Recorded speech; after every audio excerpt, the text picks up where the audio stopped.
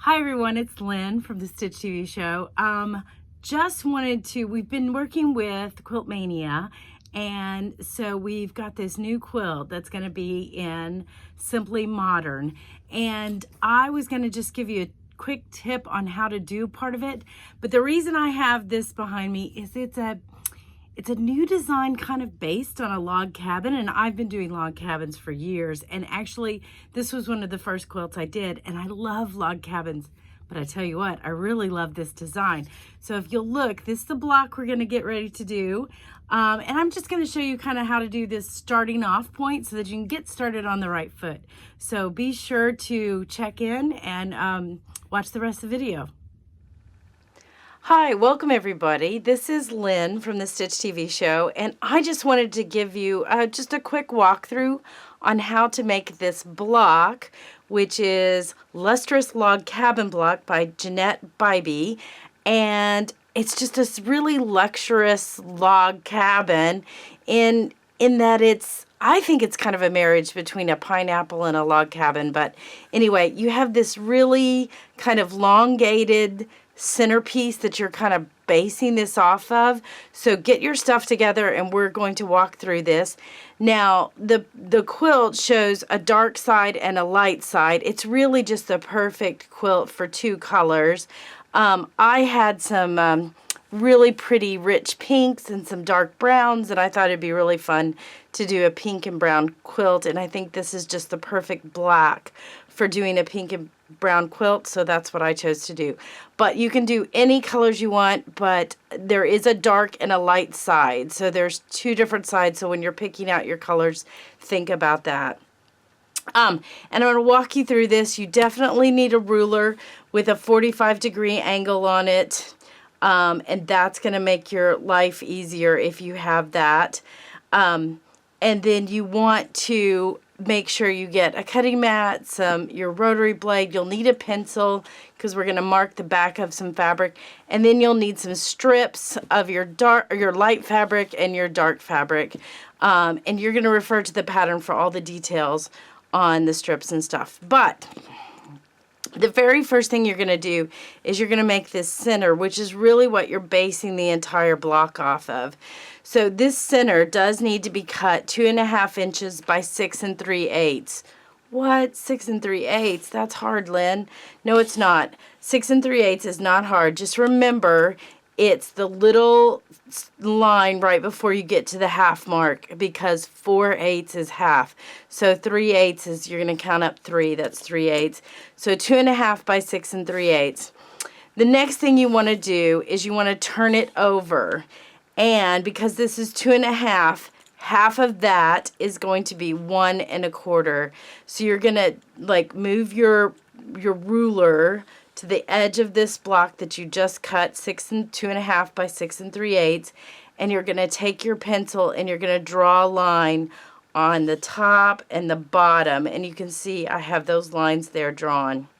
Now the rough part about this, and this is the toughest thing about it, is you need to create a 45-degree angle on the ends of your block. See how that kind of comes to a point?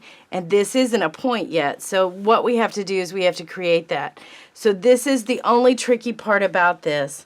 What you're going to do, the reason you drew these lines is because you want to put the corner of your ruler on the point of that line. Now, the reason I said you need a 45-degree angle is because you are going to move your 45-degree line to where it is even with that top of that block, right? By keeping this point the same. So you're going to do that. So my 45-degree line on my ruler is at the end of my block. Right? So you can see that. And here's the other tip. My point down here is right on top of my drawn line. So that's my corner. And then what I'm going to do is I'm going to look at this and I'm going to know that the point of the other end is at the 4.5 inch mark. Okay? but it's on that 45-degree line so that I know when I trim this right here, it's going to come to a point. This is the trickiest part of this block. Once you get this down, there's no problem with doing the block. So notice the point here is on the line, your 45-degree angle is on the end of the block, and the center of your piece of fabric, the center line that you drew, you will notice is at the 4.5-degree mark. All right, once you have that, you want to hold it really still, and you just want to trim this corner. Be sure you have a sharp blade, right? And you're just going to trim that corner. Now you have your corner completed. So it's really easy now. See, I'm just going to turn that around and I'm going to line this up again. And what's easy now is this is at the 4.5. So now I can see that it's still going to hit that 45-degree mark, but I can see that this is at the 4.5, right? This is 4.5 and this is 4.5. Ooh, how slick are we? And we're going to make sure that this point again is on the line that you just drew, and you're going to cut that corner. You're going to do this for as many, see, I did that backwards and I don't like my cut. So there we go, because I'm right-handed. Okay, so you're going to move that, and then you'll have this perfect little, your first log, which is what you're building the rest of your block with. The next thing you're going to do is, once you've built that, is you are going to take a piece of your light color, because you're going to start with the light color, and you are going to go on and y'all, I do it like this. I sincerely just kind of eyeball it, cut my strip, and then I'm going to sew that to that side, right? So once I've done that, here's one that I've already prepped for you. So you can see I have extra tail off both the light and the dark side. I have extra fabric off of that. Press it or finger press it, either one. And then the next thing that you're going to do is you're going to trim this.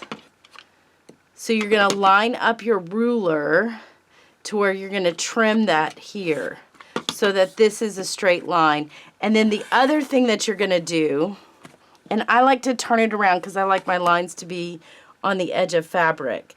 So I'm going to trim this here.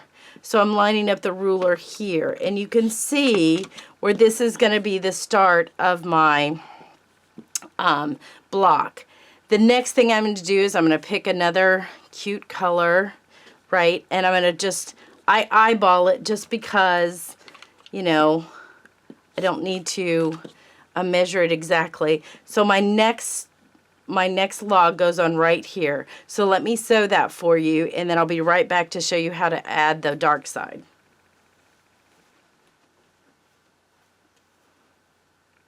Okay, I've added the next log of our Lustrous log cabin, and I'm going to trim this. So you'll notice I'm going to line up my the edge of my ruler on the edge of the log, the main log that we started with, and I'm just going to trim that corner.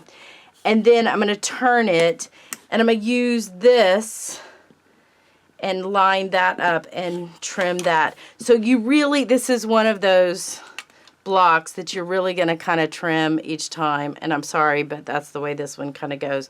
But every log cabin's like that. So now your next step is you're going to add the logs on the side. So let's just go back and refer to our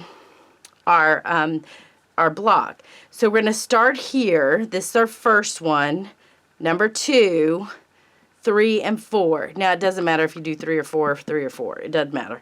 So 3 and 4 are our sides. Once we get those on, I like it this way because I think it gives it consistent look. So if you start your first block on the left side, your second log will always be on the right. You need to continue that pattern. So you're going to do left, right, left, right, left, right, left, right. left, right. Okay, and you're gonna do 1, 2, 3, 4, 5 rows, and 1, 2, 3, 4, 5, 6 rows, and you'll have this little extra over here. And I honestly will tell you that some of this stuff you trimmed off down here, you can probably use that to finish that off.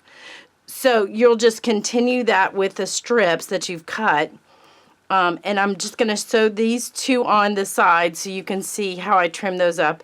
And notice again, you just want to make sure that when you're sewing something on, you're going a little bit past the edges so that you know you have a long enough piece. That's a little bit past the edges. All right, so I'm going to sew these two on, and then I'll show you how to trim those.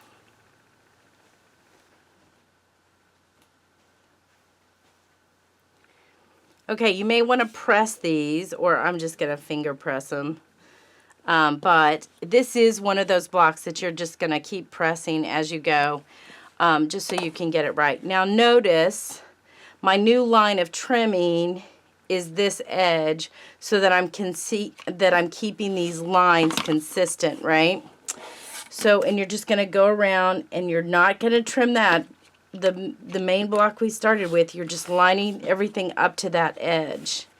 And you'll notice I just go around and I trim so that I'm keeping my block. I'm just building on it. Now, I will tell you, this is such an easy block to do, so don't be intimidated by it.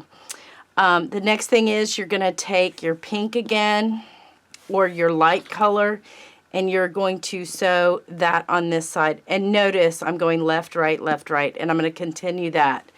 You would continue that until you get the whole block. This is going to end up being, I think it's 8.5.